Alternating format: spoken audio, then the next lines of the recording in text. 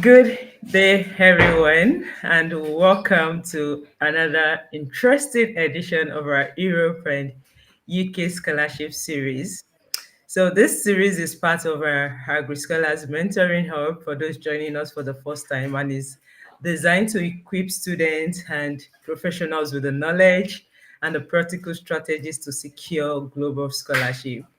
Hi, I'm Homo Bolanle Kalinikoshi, your host for today's session. And I'm so excited to have you join us for this special session because we are featuring the Eiffel Excellence Scholarship. And this Eiffel Excellence Scholarship is one of the most respected and competitive, as well as prestigious postgraduate scholarship opportunities that we have in France.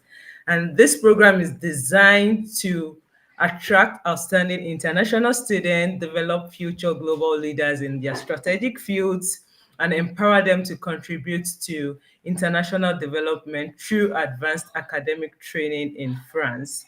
And for those that are joining for the first time, we have also featured other scholarship in our scholarship series.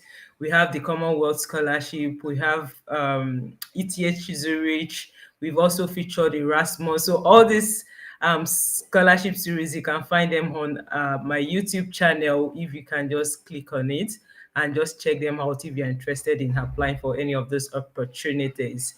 Um, Okay, so if you are joining us, I would appreciate if you can kindly share your name and country where you are joining us from in the comment section. And if you know anyone that should be part of this session, like that is really on the lookout for opportunities like this, I would appreciate if you can just invite them or repost our event page. You can share it on your timeline just to let people be aware that the session is ongoing and they don't want to miss out of this informative session. So yeah, I'm going to be looking through the comments session just to see if there is anyone out there. If you are there, please drop in the comment section and let us know that you are joining us. And again, just to be sure that we are not speaking to ourselves, so you can just put it in the comment section if you are out there. Okay, so tonight we are privileged to host a scholar whose experience is going to guide us in understanding what it takes to submit a successful application for the ongoing Eiffel Excellence Scholarship. I believe it's open currently, and the deadline is maybe in this December or thereabouts or January. So you can just we'll be sharing more updates about it anyway. Okay, so I'm seeing Swezin from Uganda. Thank you so much for joining us. It's actually an honor to have you here with us. I can see Paul Ogunchimi from Nigeria. Yeah, thank you so much. Kola is here. Yes, from Nigeria. So let's keep the ball rolling in. We would like to have more people. And please don't forget to also share on your timeline so that people can join us for the session. Okay, so before we proceed, like for our custom, we would like to acknowledge the presence of God in our midst by having a very short opening prayer. Our Father and our God, we thank you once again for this session. Thank you for the opportunity to host this series as part of the Europe and UK Scholarship Series. Father, oh Lord, as we are about to start, we commit this session into your hand that as many participants that is going to be joining us to listen to this session, that they will find it informative and valuable to their scholarship journey in the name of Jesus. Thank you, Father, because you've heard and answered. For in Jesus' name we've prayed. Amen. Thank you so much, everyone. So before I introduce our speaker for this session, I just want you to kindly bear with us. We are supposed to have two speakers for this session, but unfortunately, Oslin is not able to make it this evening because he has urgent commitment that came up like yesterday, and he had to reach out to me that he's not going to be able to make it. But the interesting thing is that we have someone that can still lead us in this journey of Eiffel Excellence Scholarship. So yeah, I'm going to be introducing Dr. Goodluck Benjamin, and I love to read his bio first before we have the interview session with him.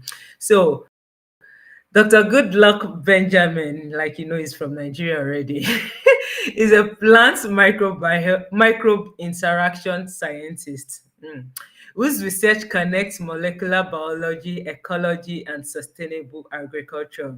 He obtained both his master's and PhD degree in France under the Eiffel Excellence Scholarship, and his research experience spans across institutions like INRA in France. That's a very big institution if you are familiar with the France research organizations. And he's also with the International Institute of Tropical Agriculture, that's IITA in Nigeria, where he has contributed to plant breeding, sustainable crop management, and disease-free seed system. And beyond his research, he's actively involved in mentoring young researchers and strengthening global scientific collaboration. So thank you so much, Dr. Goodluck Benjamin, for joining us for today's session. Straight into the session, I just like to start with people's personal story, just to let us know how they begin their academic journey.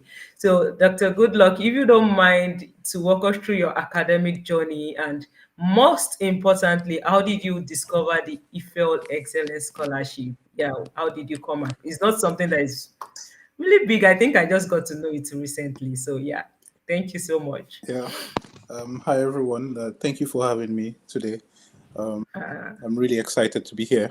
To start, I would say my journey started quite a while back. I think during my bachelor's. It was a very interesting story because at the time we had more people who, when you wanted to study science, you were either going to be an engineer or you wanted to be a medical doctor and all of that. So when I was finishing up with high school and we were applying to go into university, we had the bulk of my friends who wanted to study medicine. Both of them now are medical doctors, and one who wanted to study computer technology.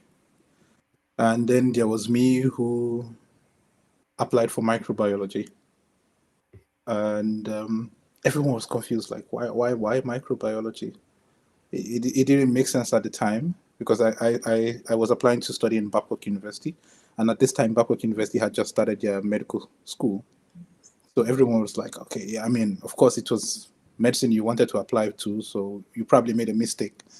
However, they didn't understand it was a conscious choice to actually study microbiology at the time. Being Nigerian is not necessarily the greatest decision you can make when it comes to academics. So, because I'll say the bulk of my classmates now either work in a bank or they work in finance or in project management or something else. But definitely, I think from my class who eventually graduated, we are probably about, I think, 4 or 3. We're about 3 or 4 of us that still do something like actively in science at the moment. So for me, it was a personal choice. It was a personal journey. I had a couple of influences along the way, and one other thing was that I found microbiology cool. I thought it was a cool thing to study. I found microbes fascinating and interesting as well at the time. So I just felt I had more options studied microbiology as a start. So on I went, I graduated, and then after graduating, I was posted to Borno for my NYSC. And this was at the peak of Boko Haram.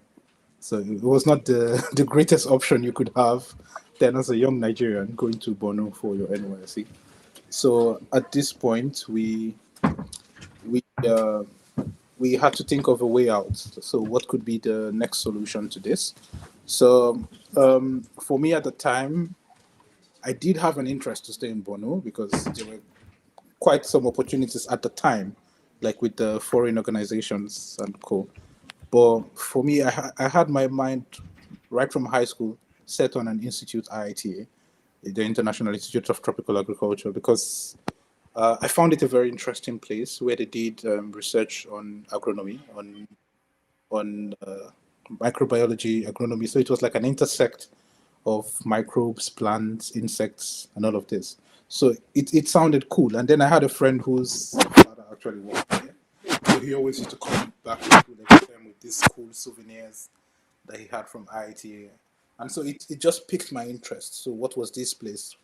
And so my plan after graduating was to, okay, I need to get a place. I need to find a way to work in this place. When I was in high school, I had like a target of places I wanted to work in because I already found the idea of doing research cool. One of the places was the Nigerian Institute of Medical Research, NIMA, in Yaba, and the other was IIT. So to work in NIMA, I already did that for my IT, so I already had that checked out. So the other place left was IIT, which was somewhere I had not really figured out. So this was what I tried to do. So when I redeployed from Bono, I went to IIT. I went and redeployed to Oyo State, to Ibadan, and I got into IIT. But I didn't get into IIT to work as a microbiologist or on anything I knew about. So I was put in a breeding program to work on the breeding of yams, which is something I actually didn't know they bred at the time.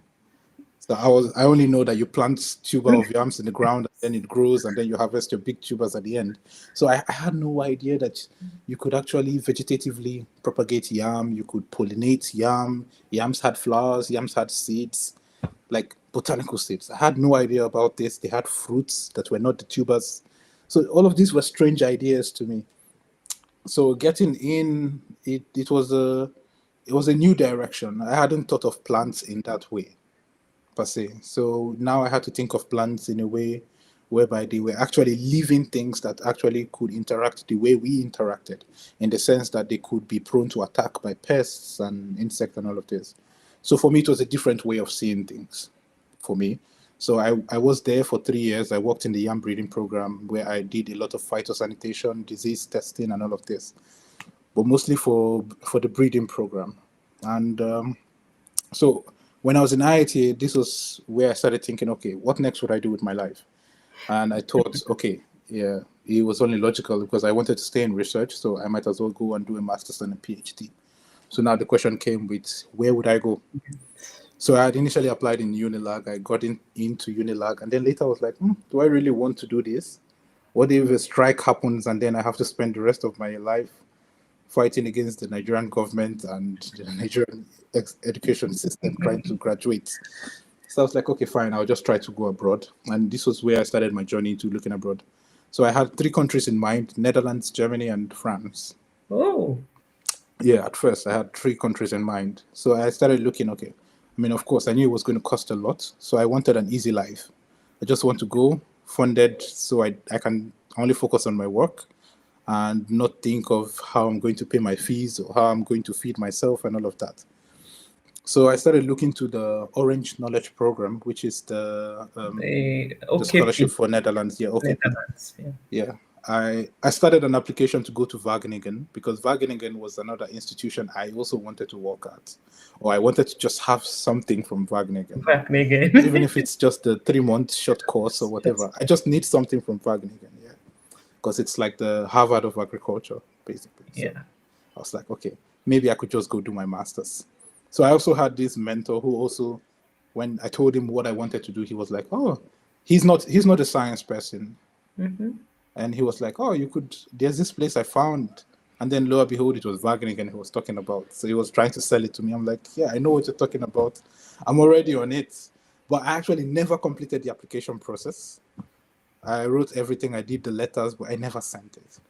Then I looked at Germany. I wanted to apply to DAD, the German government scholarship. Scholarship, yeah. But I also never completed the application. I think the only countries I completed my application to was France. France. Okay. So I had initially applied to, I think it was PSL.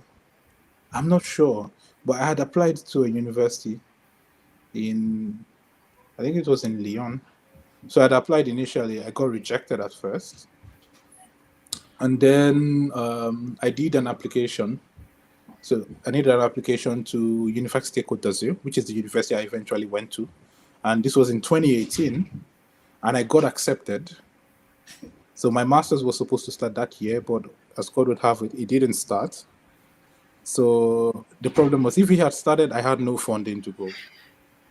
So I was already in the process of thinking, oh, maybe I should just contact them and tell them, okay, you can push my admission to the next year and all of that.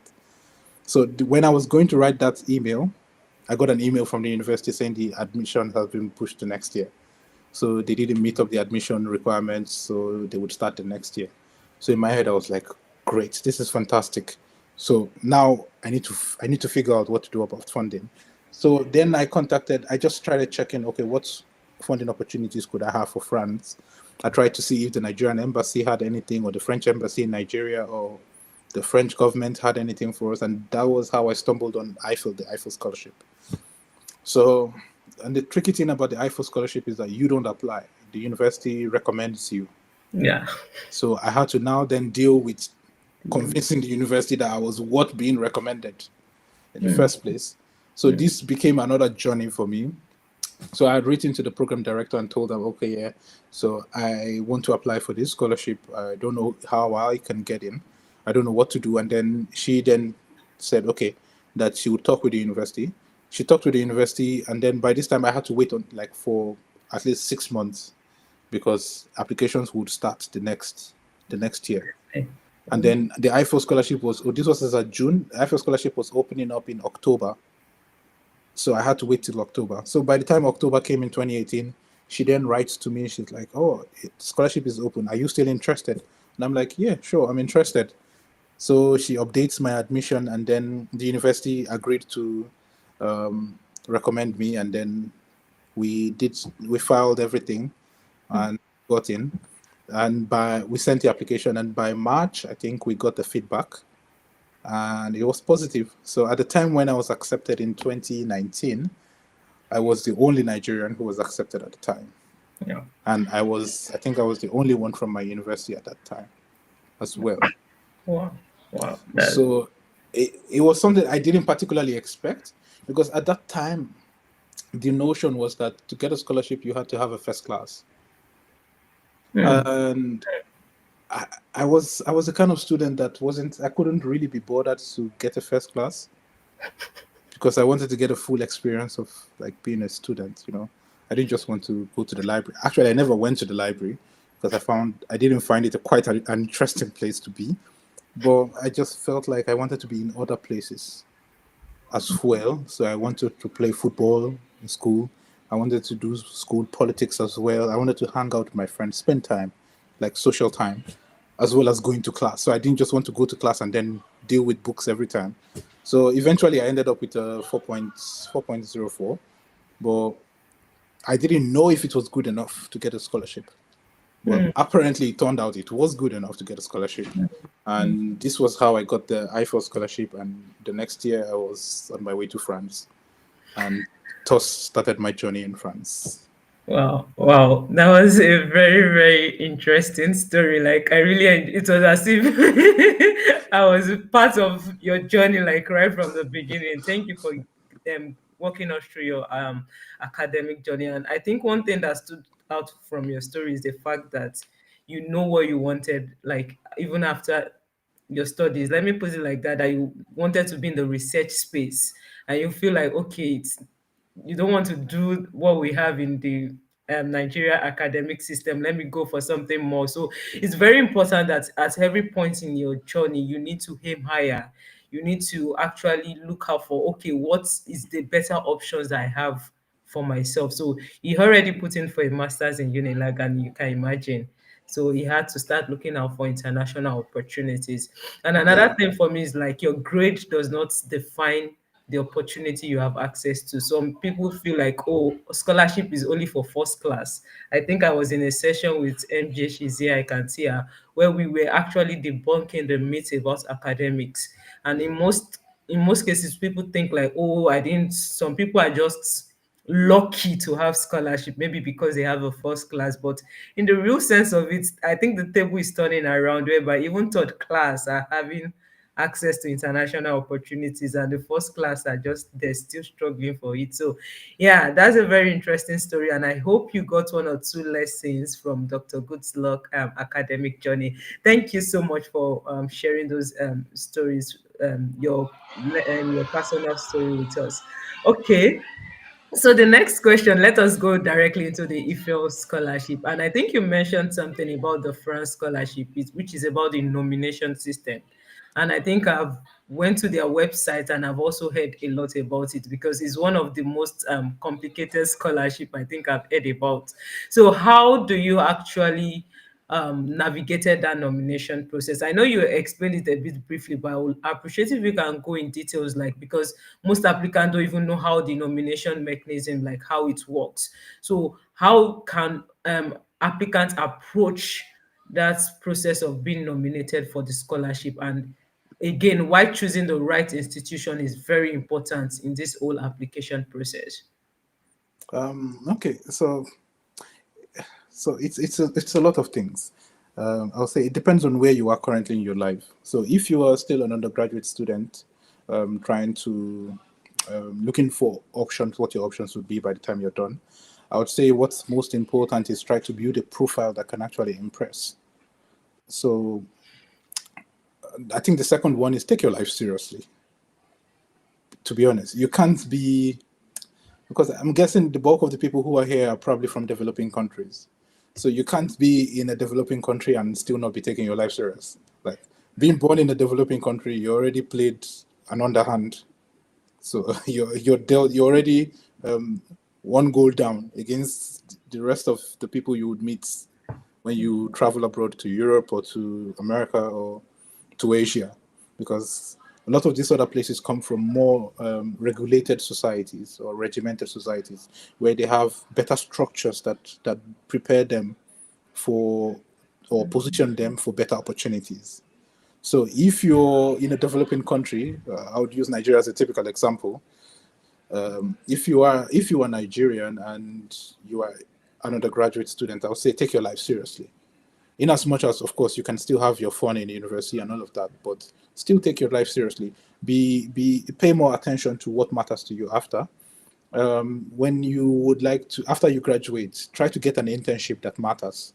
So don't just take any internship to just go work anywhere and just to make money. In as much as, yeah, money is important, I think one misconception for a lot of people is they think of, oh, what can I do next to make money? But I think people should begin to have like a mentality shift where you go away from what do I want, but rather what will I gain satisfaction from? Because in the long run, what's more important to you is doing what you actually enjoy doing. And for me, it was doing research. I enjoyed doing research. So I wanted to do science. I enjoy talking about science. I enjoy doing science, basically. So for me, it was very important at this point. So you need to figure out what's more important for you. So if you want to apply to the Eiffel Scholarship as an undergraduate, take your life seriously, build a profile that works, that can impress, and try to get reasonable internships. So aim high, look to reputable institutes, reputable companies, reputable universities that you could go in and do something reasonable or meaningful. So don't just go there and let's say you're a biologist and you're going there to be a secretary. That makes no sense. So I mean, if you go work at a bank, let's say central bank is reputable, yeah, fine. But what exactly are you doing in central bank? So when you go to do your internship, do it somewhere reasonable. Do it somewhere that can actually go on your CV and would make sense to anyone reading your CV. Because eventually I tried to find out what are the reasons why I got my scholarship. And part of the reasons I found out was the job I had done in IIT for the past 3 years. It really spoke a lot for me because it opened a lot of doors. And this was part of the reasons why I wanted to go to IIT. Because I knew if I had IIT on my CV for at least 3 years, yeah, it would open a lot of doors for me. And this was what was very important to me at the time. So imagine coming out, having a CV that says Nigerian Institute of Medical Research and having a CV that says IIT at that time, at the age where I was. So it was good for me at that time. One other thing is try as much as possible to have one publication. I'm not saying you should, but it would help a lot if you can. So I think for me, my undergraduate work was published when I was in IIT. So when I was applying to the Eiffel Scholarship, I already had a publication. It wasn't in the best journal, but I think the journal was even predatory, but it was a publication out there, so they could see that I had the capacity to do research. So this is one thing that the reviewers of your application would also look out for, because part of the Eiffel Scholarship is not just the Eiffel Scholarship, it's an Eiffel Excellence Scholarship. So they want to be sure that they're bringing some of the best minds to France. So these are some of the things. So the first point is this: to just try to get something that can impress. Try to impress, because you would never get the opportunity to do an interview and nobody's going to speak for you. So your CV should be able to speak for you, and your letter should speak for you also. Also, keep good referees that you can use. So have referees that can shake rooms. So for me, this is also one other thing I did. I had people who, I mean, when they write and you read the letterhead that they've written on, you'll be like, okay, yeah, I mean, you can't really argue with this. So it's something that you as a person should try to develop. So network as much as possible. Have people who can actually write for you. So when you're in school, keep good contact with the professors you have worked with. So the ones who are the most reputable, because they're the ones who could probably write the letters for you that you would need for your scholarship. So as much as possible, this is one thing that would be very important and very helpful to a young person trying to apply for the Eiffel Scholarship, because you don't necessarily have an influence to your application, because the university has to determine this. So when you send everything, I think the university is going to screen this to determine if you're worthy for them to stick their necks out for you, actually. So Okay. this is something that these are just key points that you should actually think about. How you're going to go about it, it's left to you. But I think these are like the things you can have influence on. So my point is just to point you to the things you can actually influence in your life. How the reviewers review your application, you have no influence on this. And if anybody's guaranteeing you, oh, you would get it, I'm sorry, but there is no guarantee that you would get it. So you just try as much as possible to put yourself in a position where you can influence decisions that come with your application, basically. So Okay. this is it.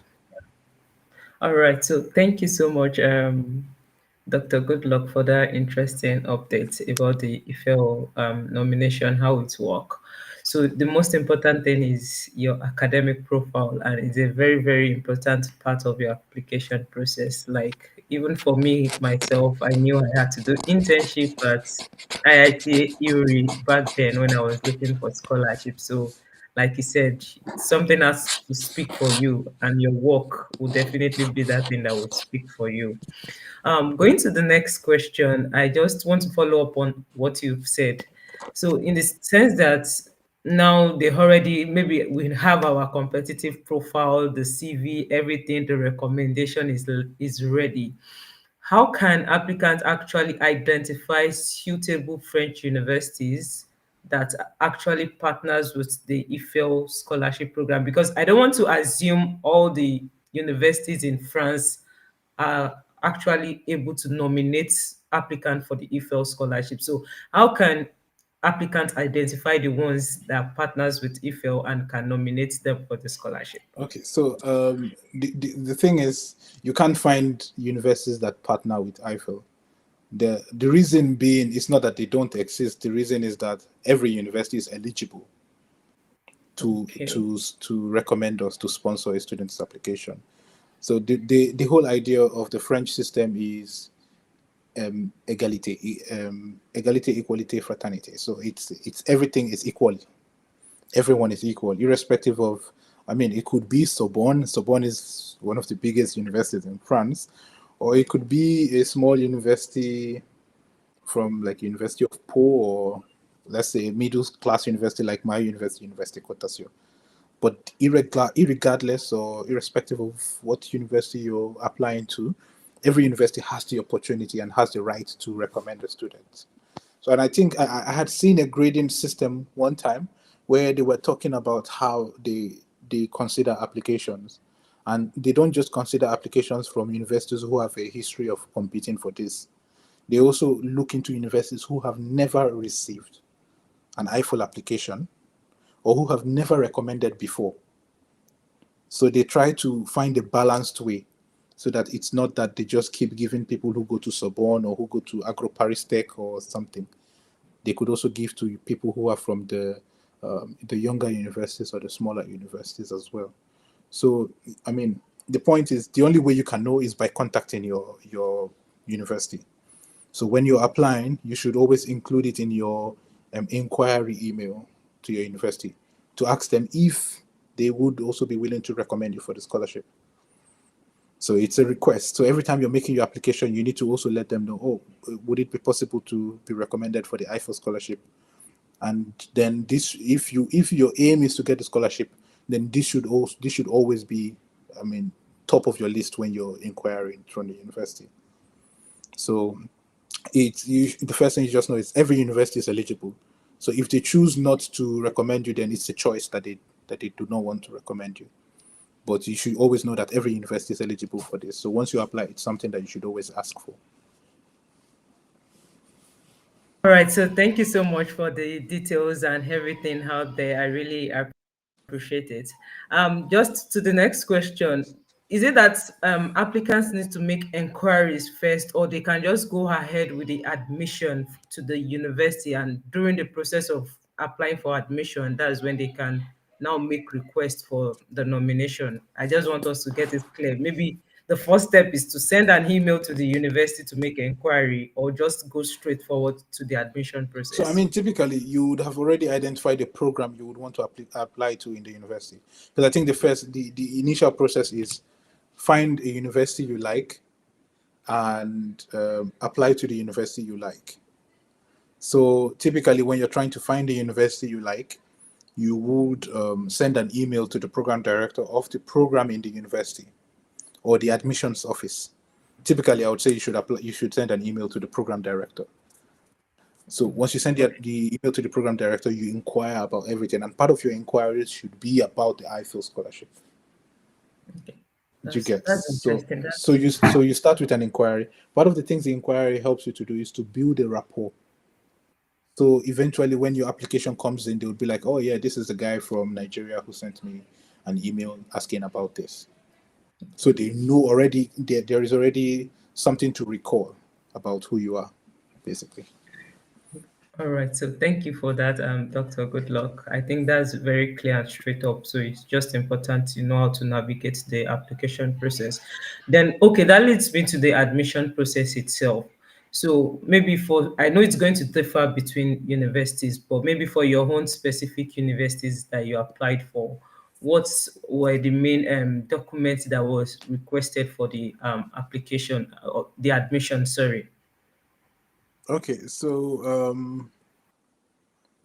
for my application, they had asked for my CV, of course. They would ask for your transcript of records, so your academic transcript. They would ask for your certificates, of course. They had asked for my birth certificate as well. They would ask for a copy of the data page of your passport, but they would also ask for your motivation letter. And in your motivation letter, they would also ask for you to give like what do they call it? A project for your future. So they want to see what would you want to do with your future? What would you want to do after? So what's the aim? Why do you want to get the Eiffel project? So after the Eiffel project, what's next? So these are the things they would like to see from your motivation letter, basically. So I think this were the things they basically asked for the application process. So the university would give you a list, basically, of everything they need. So I think there are things that you should normally have, basically. I think it's things you should have. They wouldn't recommend that you understand French because I mean It's coming there. there's a handful of countries that do not speak French. So and also if your program is going to be in English, there will be no need for them to mandate that you know French. But however, when you get to France, your university would enroll you to French classes. Not necessarily because you need them for your academics, but also you need them for life in France as well. Okay. Yeah, that's a very interesting one to see that they are even trying to pave way for you to be able to integrate into the system. So yeah, Yeah. I think these are just basic requirements for any admission, like out there, your passports, transcripts, and certificate. But we just need to put emphasis on it so people can be aware about this key document for international opportunities. Okay, now you mentioned something about the motivational letter, and I think that's one big thing. Like in most cases, the deciding factor for most applicants in terms of the admission itself, and even the nomination for the scholarship. And I would just want you to give us more details about how you were able to structure your own motivational letter. I know you are from the plants background and everything, at least so people can know, okay, these are the tips to structure their motivational letter and the mistakes that they should avoid when writing their motivational letter for the admission application. Well, I mean, for the admission application and Eiffel, it's not necessarily the same motivation letter because for the Yeah, I know I'm coming back to that yeah, because admission is the first step. yeah. So for the admission, you're basically talking about your competence and why you are a good fit for the program because they would also not want to see that you understand the knowledge and everything, but they also want to see why you're a good fit for them. And so you're basically going to talk about why you're a good fit, your skills, your knowledge, your background, how you plan to use the knowledge you gain from the masters in your future work, and what you plan to do for your future. So things like this. These are the things that they want to see, basically. So when I mean, typically, I would say there is no perfect motivation letter. People who tell you, "Oh, pay me a certain amount of money and I'll write you a perfect motivation letter." Yeah, those are just scams. Those are fraud, because a review of a motivation letter would vary from reviewer to reviewer. So I'm sure the way I would review a motivation letter would not be the same way Omobola would review a motivation letter, because we are not the same person and we're not looking out for the same thing. Of course, there will be guidelines to what you would read, but people are eventually driven by what impresses them, and what would impress me would not also be what would impress you. Okay. So it's difficult to say, oh, this is the master Yeah. prototype of what a motivation letter should be. However, there's things that should be in your motivation letter because it's a motivation letter. You're trying to motivate them, and they're also trying to see your motive behind applying. So uh, I'll say you have to start with introducing yourself, basically. So who are you? Where are you from? And what were you doing prior? So what did you do? So I am Benjamin Goodluck. I'm Nigerian. I have my PhD from University Cote d'Azur.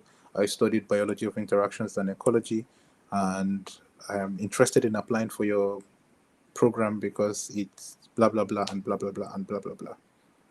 So you're telling them why exactly, who you are, where you're from, what you do, and why you are writing to them.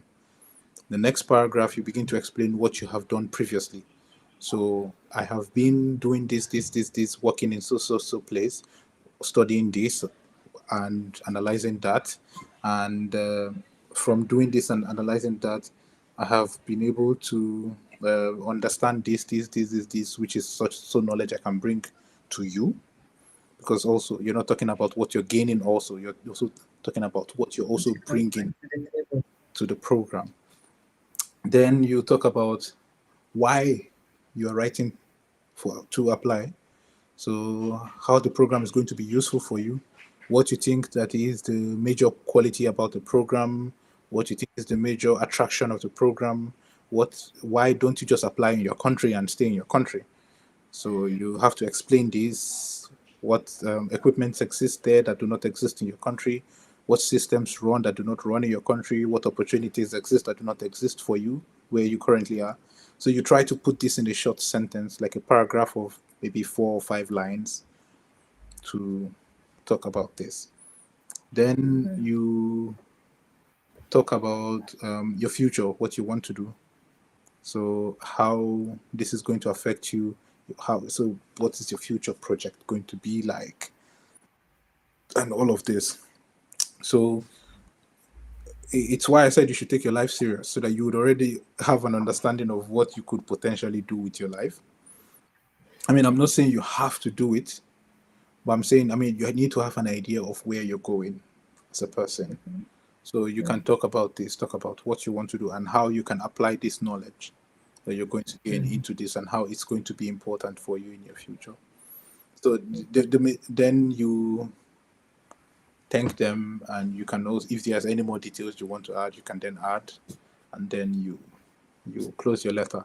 But typically, the difference between an academic letter and a scholarship letter is the scholarship letter, they're not basically interested in what knowledge you already have and all of that, but they would be interested if you have some academic excellence.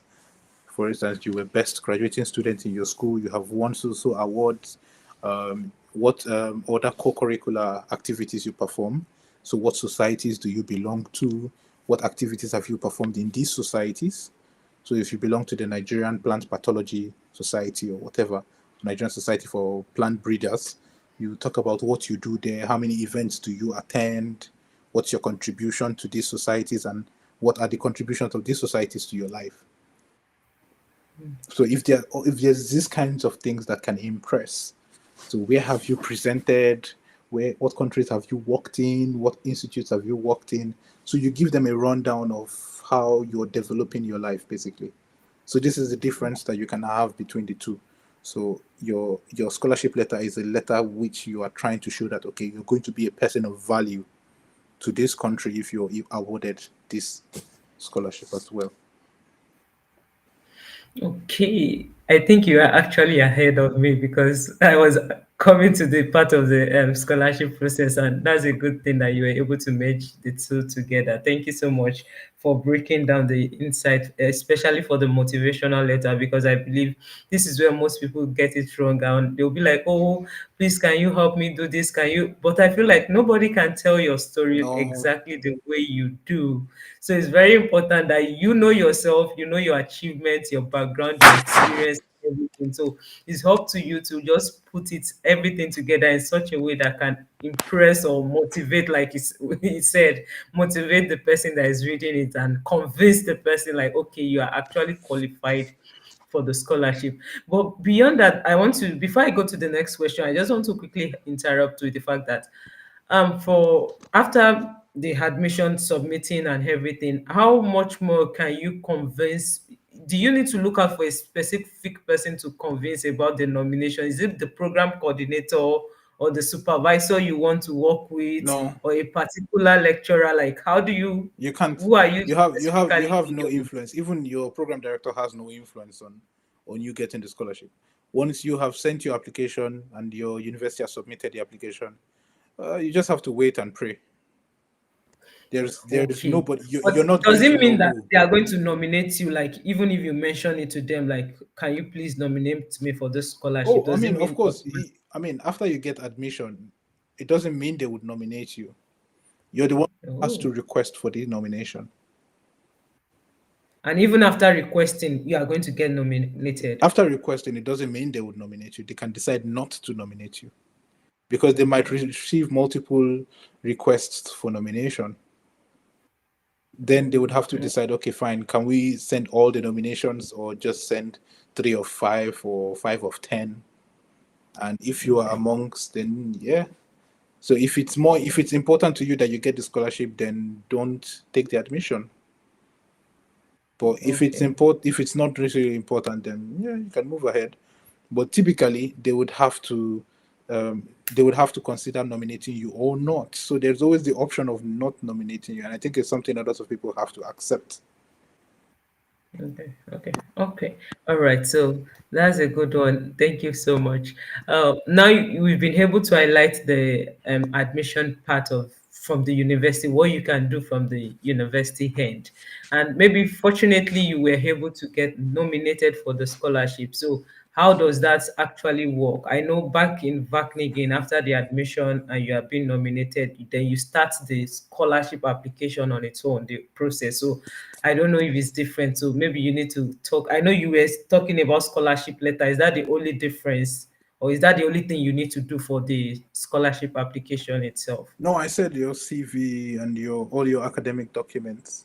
Then also motivation letters from your, recommendation letters from your referees. Okay, for the scholarship itself, Yes. not the So, admission I now. mean, the admission, of course, they would tell you how they would get the reference letters. Either they would contact the referees themselves, or you apply together with the letters. But for the Eiffel program, they're not contacting anybody, so you have to get those letters as well to submit to the university. So it's why I said you should keep in touch with professors who can help you shake things up. Okay. All right. That's very interesting one to see that okay, the three major documents is just your scholarship motivational letter, the CV, as well as the reference letter. Yeah, as well Okay, as your let's academic documents, which other academic document is transcripts, that? Okay, the certificates. okay. Yeah, All right.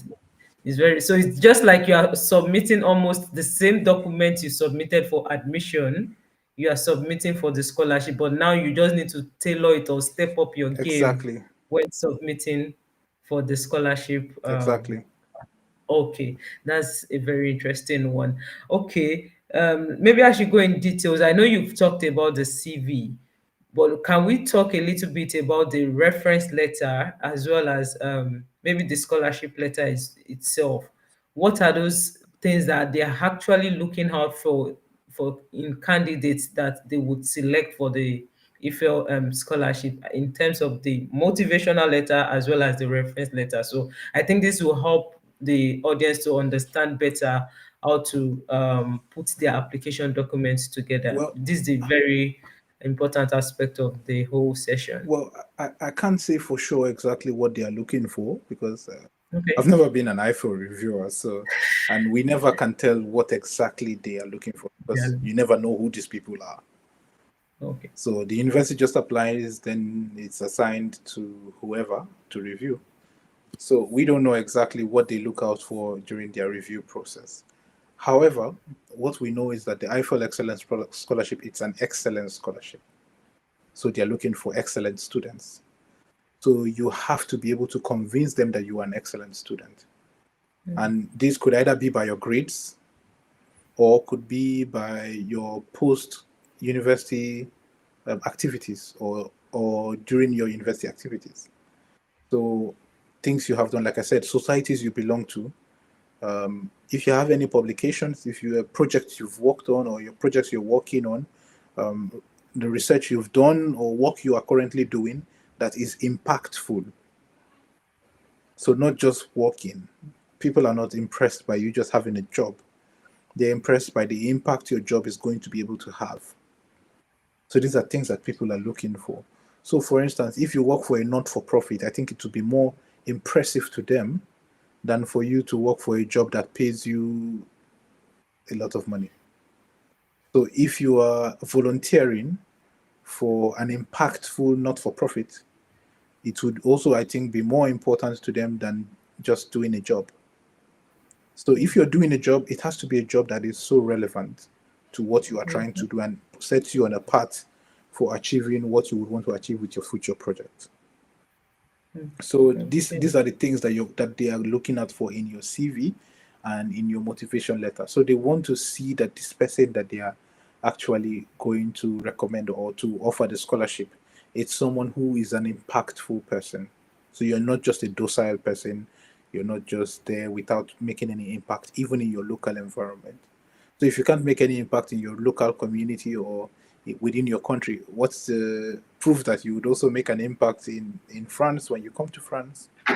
So it's just things that these are kind of subtle things that I was talking about that you can write in your motivation letter to convince them. So activities that you've performed, your grades, things you did when you were in school that would be impressive to anyone. So you were able to perform, like for instance, activities like enactors.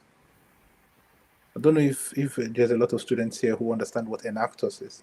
So enactors does a lot of projects that they compete for, and a lot of times they do it for communities.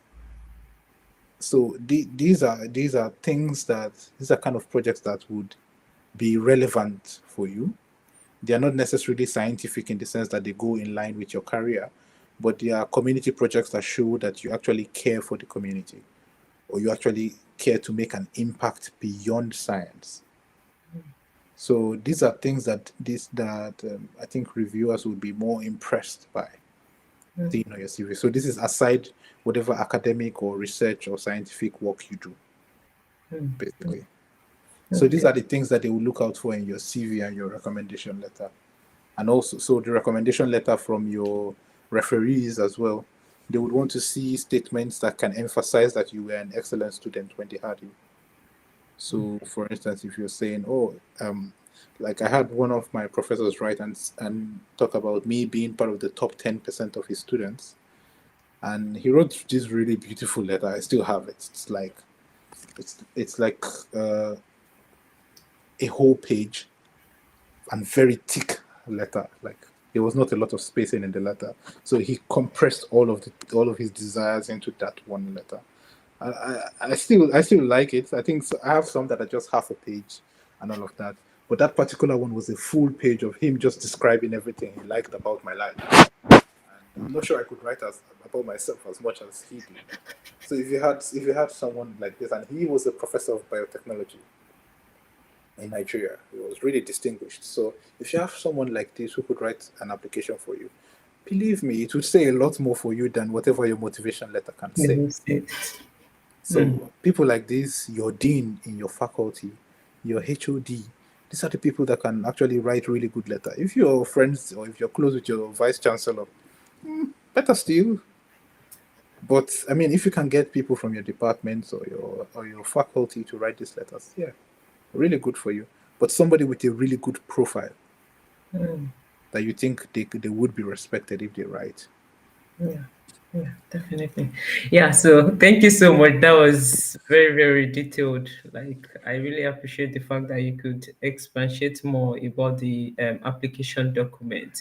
So it's very important at this point that you know that even your reference letter carries weight in this whole application process. So choose somebody that can vouch for you, that can go extra mile to say your story, like to tell your story in a very more convincing manner. So it's very important. Your CV, yeah, said it all. I don't want to go like making much reiteration about what he has said. So thank you so much for that. And just to ask, I know we've been able to clarify the admission and the nomination part of it, but just one more thing. The fact that you get nominated for the scholarship, does that mean you also get it automatically, or even after being nominated, it's not sure, like you can still get the scholarship and after applying? You could lose it all. I mean, you could in the end you could end up with just having an admission without funding. So, I mean, of course, they always. I mean, at my time they were awarding about 1,000 students or 1,003, but after COVID they reduced the number to I think 700 or 400 thereabout. So since COVID they've been awarding less and less. But at my time they awarded about 1,000. So you know that it's a competition, and I think they receive over I think 5,000 applications or so. So it's a Very steep competitive. competition. Yeah. Yeah, the first thing you should know it's very competitive. Yeah. So if you So if you get in, it means that you're part of the best. So it's so it's it's steep. The competition is really steep. okay, so I can see now that it's a very, very competitive scholarship. So it means that if you are planning to put in for this scholarship, you must be ready to up your game, like just do everything within your capacity to ensure you get to the admission process, nominated, and even after getting your nomination, you win the scholarship. So it's very important. Okay, now that we know that it's not guaranteed or it's not certain, I just want to ask, like, what are the other scholarships or funding opportunities that students can explore in France? Maybe regional scholarship, institutional waivers. Like, what are the other opportunities? I don't want to be assume it's only Eiffel that actually funds international students for postgraduate in France. Yeah, Eiffel is just the flagship scholarship of the Ministry of Foreign Affairs of the French government. So it's just the poster boy of French scholarships, basically. So it's only for universities within France. So it doesn't matter if the program is taught in English or in French, but it's for universities within France. I know when I was going, I had friends who were on the Total, Total scholarship. So the Total scholarship is a scholarship that's being run by Total. I don't know if I can't remember if it's just for Nigeria, but there is the Total scholarship. You can check the Campus France website; you would see it there. So Okay. there is the Total scholarship, and they are funny enough. Total scholarship actually pays more than Eiffel. Oh, wow. Yeah, Eiffel pays about let's say 1,200. Like put together, it's 1,198 or 1,190. Let's just say Yeah, so 1,200. let's just say 1,200. Total, I think, was paying about 2,000 euros. Wow, that's a lot. Yeah, so Total, so you could apply to Total to get in. I think MasterCard also funds. I'm not sure if MasterCard's there is a MasterCard. I know there's a MasterCard funding for a university. I think PSL in France, but I don't know. I don't know if they fund life sciences. Okay. But there is that. But if you go on the Campus France website for scholarships, you would find a lot of you would find the funding, the funding that's available. So there's also Erasmus Mundus programs that you could apply to. Okay. Then this is funded by the European Union, basically. Okay. That All right. you could apply to for all of that. Okay. But also with your universities, there are scholarships. Like my university offers it's called the EDEX scholarship, where I think they offer 10,000 euros to a student, to the best student from each program. Okay. So one per program per year. Wow. So they no one per year per program per year. So if your master's is 2 years, I think they offer two scholarships. So one for each year per program. So you can be eligible for this from your university. So you have to find out. So when you're applying, if you can't get the Eiffel, you can ask to your university what other funding opportunities are available with them, and they'll tell you what funding opportunities are available right there. Okay. All right. So that's good to know that it's not when we talk about France, we cannot do all the scholarships in France. So I No. just try to and pick one big scholarship in each country. So it's just good to know that IFEL is a very competitive and prestigious scholarship in France, but beyond IFEL, we have other opportunities that you can apply for. So in case you don't get the chance of being awarded IFEL, you can request, maybe find out about more other opportunities, maybe from the university you applied for, or maybe other opportunities you can look out. So I think you mentioned two or three there: total scholarship, MasterCard, um, university scholarships, and you mentioned a website. I think Campus France. I think I saw that when I was looking into this particular scholarship. So you just need to do your own part of the work, like search, do the research, and just make sure that there are opportunities out there waiting for you if only you are willing or diligent enough to Yeah. take that step of So another thing. Sorry to opportunity. interject. Okay. So I think there's other countries as well that have special collaborations with the French government. So also from Nigeria, you could also have the I think it's the PTDF or PTEFD I can't scholarship, remember, something like that. Yeah, something like that. TET fund or something like Yeah, that. I think it's the is it Petroleum Trust Fund something. So it's funded by the federal government. They award students from each state of Nigeria. So you could apply and you could be the one who could be lucky enough to get this from your state as well. Okay. Yes. So yeah, this is then I know countries have special agreements. I know South Africa, the French embassy in South Africa offers scholarship, and also the French government offers scholarship from South Africa. I know for South Africa. I think for Ghana as well. I think for Uganda, for Uganda, they also do the same thing as well. Okay. So I think you just have to find out from your country. Campus France is the body that handles French scholarships or French education in each country, basically. So you can contact the Campus France office in your country and see what they have available. So they will tell you what the offers are. I think in India as well, they have in India. I know students who have come on the scholarship from India for Campus France. So you just have to find out what's available. So that means if you're interested in studying in France, one of the easiest way is just to find out about Campus France and send a very short email can make a difference in studying in France. So I think it's very important that you just do your own search when it comes to opportunities out there. Okay, you mentioned something about the benefits out there for the Eiffel Scholarship. I just want you to tell us more about it. What are the benefits that comes with the Eiffel Scholarship? I know you mentioned the stipend. What are the other benefits we have? Yeah, so apart from the stipend, the Campus France in France organizes cultural events, so where students are able to travel to different cities every month for to experience this city. So they try to do like a cultural integration into France. So you have the opportunity to experience this, and it's at a low cost than you would if you were paying for to go on a holiday by yourself.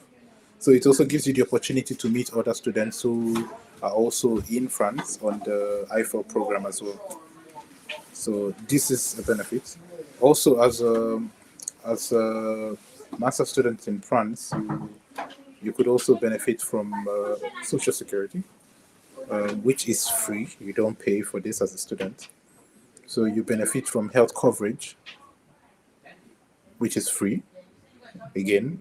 So there's other countries where you would have to pay. I think in Germany, as a student, you pay for insurance. But in France, it's different. The government covers for you because you need protection.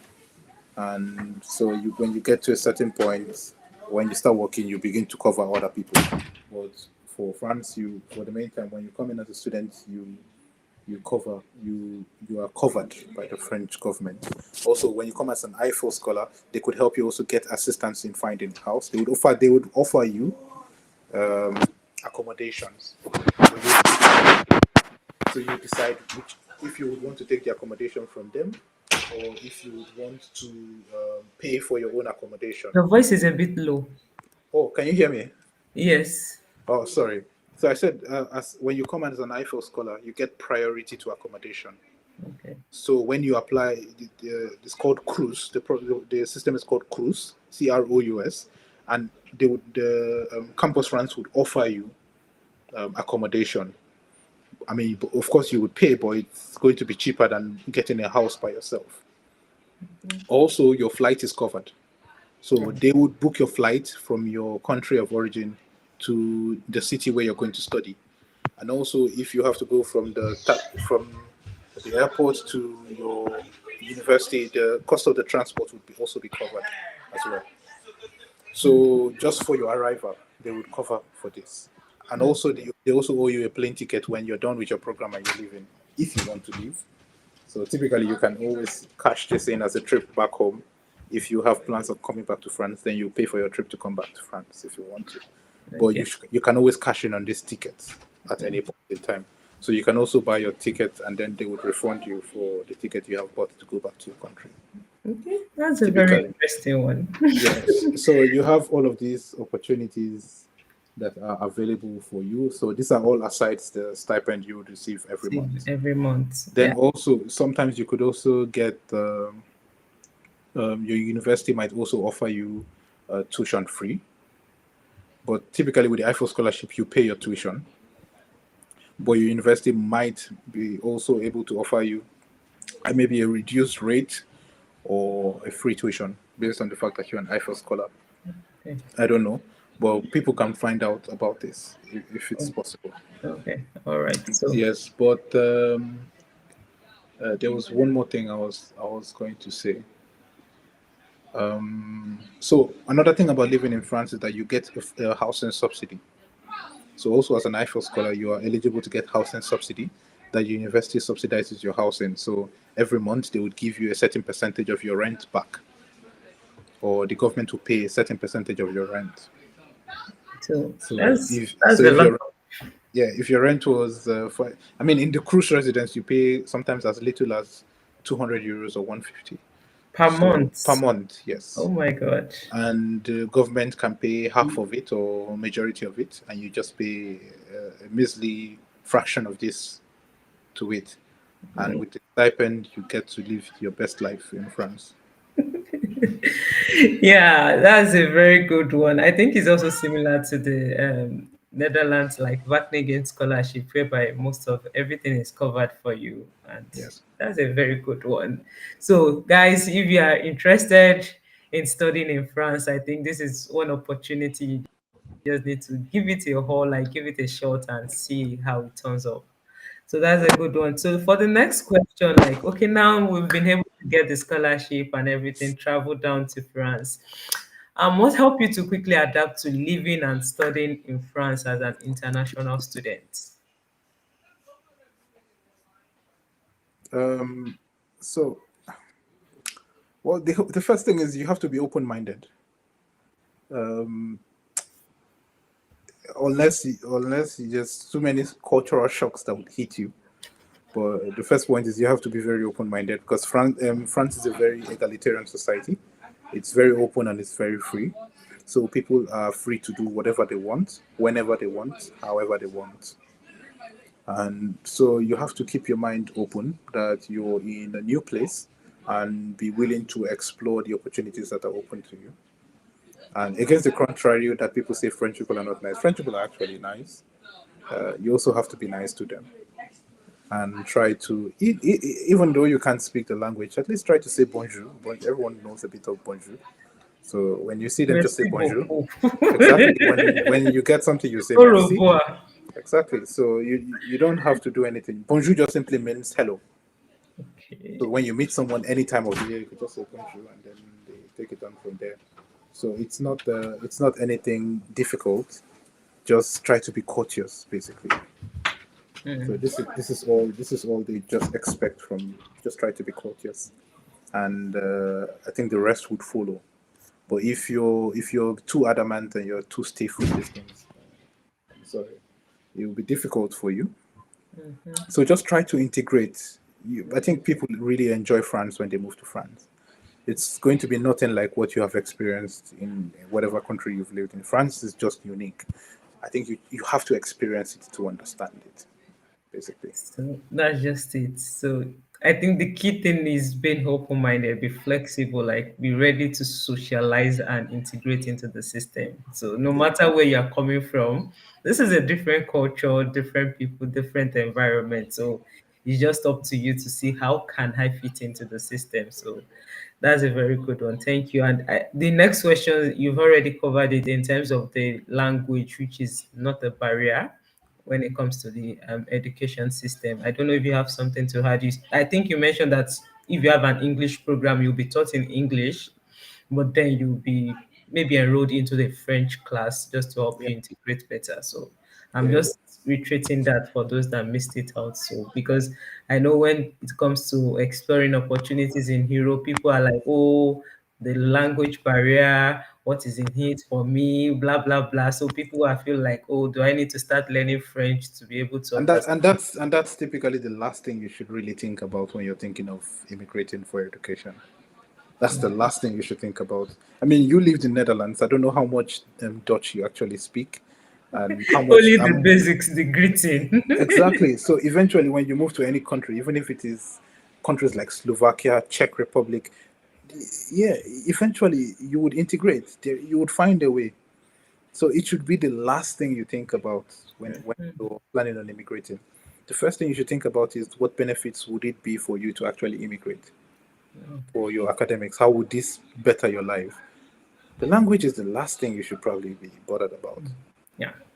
So I I have a just friend who moved to Germany and he studied in German. And for his first year, he learned German. Now he's so fluent in German, you wouldn't even know that English was his first language. wow. Just imagine. So, and I think it's even all another opportunity for you to also at least just get into the system. You don't need to be so cringy, Exactly. like hold on to where you come in. I know it's a bit difficult, but then It's just a culture, a way of life that you just need to balance into. So I don't want us to think like, oh, this is a barrier. This is why I don't want to consider opportunities maybe in specific countries, and this is why I want to consider opportunities in specific countries. So yeah, let's be open-minded when giving it attempt to pursue international opportunities. All right, so we are rounding up already, trying to take the question and answers. So, well, finally, I just want to ask, what's that one key message you'd like to give our applicants for this year that might be preparing for the next Eiffel Circle? Like, what is going to be your advice to them? Well, I'll say don't be afraid to apply. Just apply. Like they always say, you would never win the lottery if you don't buy a ticket. So don't think about it as a waste of time, or think about how unqualified or unfitting you are. You definitely can. There is always a place for everyone. So always, I mean, make the application. You don't know what could happen. You might think that, oh, you'll probably get rejected, but also another option is that you could get accepted. Why don't you think about the fact that you get accepted? So this should be the motivation to apply. And also, don't be so full of yourself to think that, oh, the fact that you applied, you would get it. I mean, I know it sounds contradictory to what I just said, but it's always a double-sided way of life. Yeah. You could always get it and you could always not get it. But you should always live in the reality that you could not get it, while also anticipating that you would get it. So this is the difference. So you're not sure you would get it, but you are hopeful that you will get You it. get it. But Yeah. you live in the reality that there is some off chance that you don't get it. It's It's always a two-way thing. So the two-way thing. So yeah, that's very Well, important. Like, just be yeah, positive about it. exactly. Just be positive, but always take the risk. Make the application. You lose nothing by making the application. So yeah, it's been an incredible session this evening. Thank you so much, Dr. Goodluck, like for being able, because for me personally, to be honest, when I see the Eiffel scholarship, it's one scholarship that I feel like is out of place when trying to apply for it. But with the way you gave us a breakdown, it's like, okay, it's as simple as ABC. But then I hope every one of us have been able to gain one or two insights on how to navigate the Eiffel scholarship process. Thank you so much once again, Dr. Goodluck. You're So now, welcome. if you have a question for Dr. Goodluck before we round up in the next few minutes, please kindly do so to drop it in the comment section. We're just going to be reading out from where we stopped in the comment section. And again, thank you everyone for joining us this evening, for your time, for your patience. I know weekend is always a busy day for most of us, but then I see people from YouTube, I can see people from LinkedIn as well that joined us for this session. So thank you so much, everyone. This is Israel from YouTube. Thank you so much. We can see you. I have sports highlight. That's a nickname. Love. I think when you mentioned Bono, that was when this person dropped this Oh comment. yeah. Yeah, and I have my friend here, MJ from Germany. Thank you so I much. think I know Moyo. Or I know her husband. We went to Papua Okay. together. He was like 1 year ahead of me. So Gabriel, yeah. Uh, So she's my very, very good friend. so So Moyo, if you're there, shout out Moyo and shout out Gabriel. I don't know. yeah, so shout out to you, MJ. I'm sure if she's still there, she's going to Yeah. reply. Or if not, I have a personal contact. I'm going to extend your greetings to her. So, Jacob, thank you for joining us from YouTube. We appreciate it. And okay, this is Praise from Delta State. Thank you so much. We appreciate you for joining us. This is Yahuza from Nigeria. Thank you for joining us. We have a lot of people that joined us actually. This is Damola. This is Issa Adeze. Thank you so much for joining from Enugu State. It's good to have you on the show. Okay, this is a question for you now. I was just trying to scroll to so we can have a question. Okay, what tips do you have on writing a career plan or a professional project? I don't know. Is that part of the requirement for either the Yeah, I mean, they would want that in your motivation letter. So they would just want to see like you have a plan for your future. So what do you want to do? What excites you about the future? What's that thing you want to do with your life? You want to be a professor, you want to own your own lab and run analysis or run experiments, you want to have a big green farm. so you can run some organic food for your community. Like, what exactly is the idea you want to have from your future projects? So this is basically what they want to see. They don't necessarily want to see a career plan of how much money it would cost for you to do this and all. No, no, no, no, no, no, no. They just want to see exactly what you want to do. What's your projected future? Or you want to be a professor. That's why you want to do a master's and do a PhD so that you can start a career and then move back to Nigeria and work in the university and train students to become future leaders in your field. Yeah, that's something, but you need to be able to put it down on paper for people to be able to see and read, basically. Yeah, so it's up to you to decide what do you want.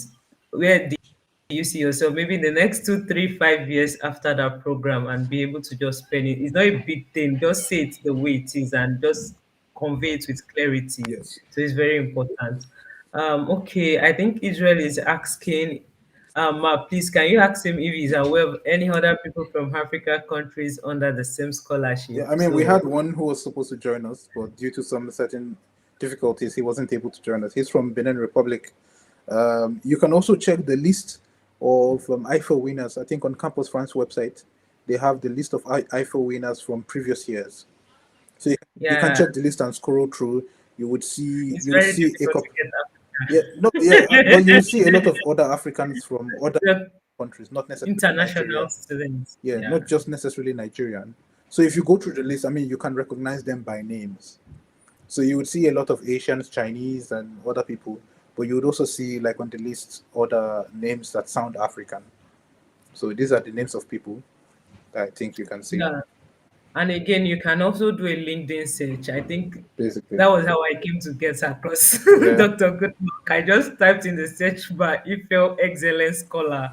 So there's a way it's either on their name, their headline, or in their profile. So you are going to see a lot of these people, and directly or indirectly, you come across either Africans or international awardees of this recipient of this scholarship.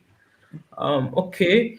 Yes, somebody's asking, oh, is the scholarship for only French schools? Yes, I think we've answered that in yeah. during the I session. actually saw that and I answered based on Yeah, that so question. it's only for okay. Then Jeremy, thank you so much.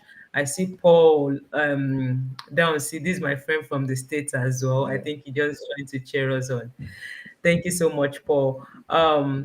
I thought the Eiffel Excellence Scholarship are exempted from tuition charges. I think that was when you were trying to talk Yeah. about the So like I said, it's not always. I paid tuition for my program, but my program is a special program. It's an international masters, so it's not a typical French masters. So if you enroll to a typical French masters, you might get this. It's possible. I know one thing you are covered from is there's a contribution that students make. It's about €100 every academic year. But if you're on a scholarship, you're exempt from this. So every student in France pays both masters, PhD, bachelors. We all pay. But if you are on the Eiffel scholarship, you are exempt from paying this money. So this is the only one I know for sure that you are 100% exempt from. But tuition, I think if you are on the typical French master and it's not an international masters from your university, yes, you might be eligible for this. Might be. You have to find out.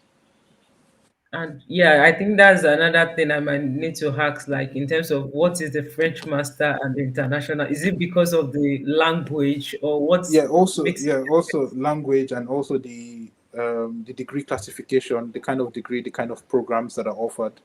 So they are more international standardized than typically French system.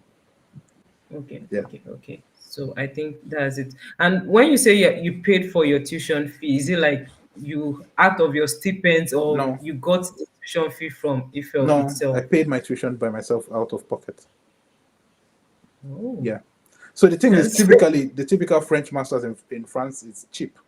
I think it's less than €300, or it's about €300 per year. oh, However, some other international programs could charge as much as 4,000, 8,000, 10,000. I paid 8,000 for 2 years, so which is 4,000 each year. So it depends. It depends on the kind of masters. But I know in another for instance, Agro Paris Tech, They have also international masters that are charged at the regular master's price. So it's not charged extra. So it depends on your university. It varies from Okay. university to university. Okay, yeah, that's very important to know. Thank you so much. Okay, somebody is asking, can you also be nominated by two No, schools? So don't try to play they would smart. only take one application. No. The campus France would only review one application Okay, because it's like a okay. double nomination, double application. You can't do that Okay. anywhere. Yeah, maybe the person was like, okay, maybe if one university refused to nominate me, No, I can you can ask all the universities you apply to, nominate. but they Okay, can only you can only apply through one university. okay, okay.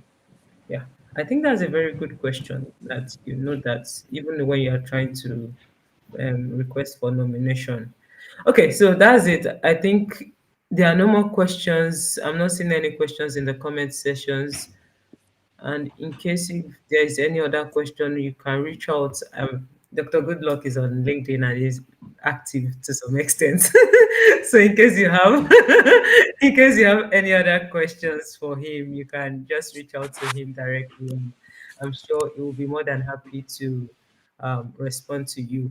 Of course, I also have a guest speaker that was supposed to join us but could not, like he mentioned, is currently doing his master's in engineering in France. So he's also a recipient of the award. That's Hoslin ZOHOU. I don't know if I pronounce it correctly. So Um, you can check him out on LinkedIn, and you can also look out for other people that at least the current recipients that can guide you through the application process in case you are interested in applying. I'm not sure. I think the deadline is this month for this Yeah, I think ongoing. either this month or early next month, one of the two. Yeah, yeah. So because and I think by now you should have even applied for admission if you're Yeah, you should interested in already this have course. admission by now if you wanted to apply. Yeah, so you should have your admission by now. So that's just a good thing about it. All right, so I think this is a very good time to round up. This is one of our earliest session. I think we often spend 2 hours, so it's good that we were able to. It's good. Somebody is saying something here. Yes, do we avoid international masters and go more for French masters? That is if you are able. If you want a master's where they speak English to you, go for international masters. It's just that simple. Or check with the university what master's programs are offered in English. It might not be international.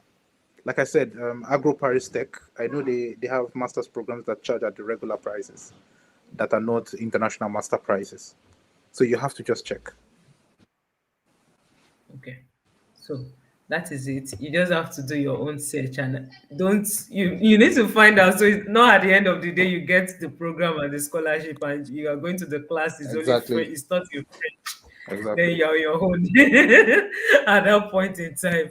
Okay, so thank you so much everyone for joining us for the Eiffel Excellence Scholarship. I believe you've been able to get one or two things about the scholarship in case you are interested in applying either this year or next year, either ways. You already have what it takes to apply for the scholarship. So thank you for joining us, and we really appreciate your time and attention so far. And to our speaker, thank you, Dr. Goodluck. I think we've been on this for the past 3 months trying to get him on board. Like, oh, we want to invite you for this session, and I'm so happy he was able to join us and he was able to give us everything from his own personal experience how the Eiffel Excellence Scholarship works. And okay, at this point, we would like to draw the curtain here. If you missed this session, you can always rewatch it. The interesting thing is on our YouTube channel. You can get the replay back there. And for other series like the Commonwealth, the Sweden Scholarship, other opportunities in Europe, MasterCard, CSC, you can get most of the sessions on YouTube where you can watch them. And again, you can follow me on LinkedIn for more scholarship and research updates. Okay, we're about to round up, but I think Grace can still cover you. So I Uh, would advise you to watch the session. yeah, I think you just have to watch the session. Yeah. So Or just yeah, this is very check the Campus France website. Just Google Yeah. Eiffel Excellence Scholarship and check the campus runs website. Yeah, so that's just it. So I think the good thing is you can either do the Google search or just play back the session. We've discussed everything you need to know Yeah. about the Eiffel Or scholarships. you, if well, so after you check, if you still need more information, you can always just send a message across to Okay. Omobola or myself, and Yeah, yeah. definitely. So please, it's very important. You have the information out there, so you can just take advantage of it. Okay, so our last session for this year is going to be 20th of December, and it's going to be featuring the Italian government scholarship. Like, I promise to give you a lot of opportunities as much as possible that you can get your hands on in Europe, regardless of the barrier or the myths surrounding opportunities in Europe. So we are going to be having our last session on the 20th of December, and you don't want to miss it out. I have another um, how do I call it, another top scholar from Italy that will be joining us for this session. So, okay, just to round up like we did, I'll just give us a very short closing prayer and we'll call it off for this session. So thank you, Father, for this session. Thank you for how far you've helped us. Thank you for the information, for the knowledge that our speaker has been able to disseminate. And thank you because we know that for as many that would be making use of this information, it will turn out to be a testimony for them in the name of Jesus. Thank you, Father, because you've heard and answered. For in Jesus' name we've prayed. Amen. So thank you everyone for joining us. Until we'll come your way again. See you 2 weeks time for the next scholarship series. Have a lovely weekend and I say bye.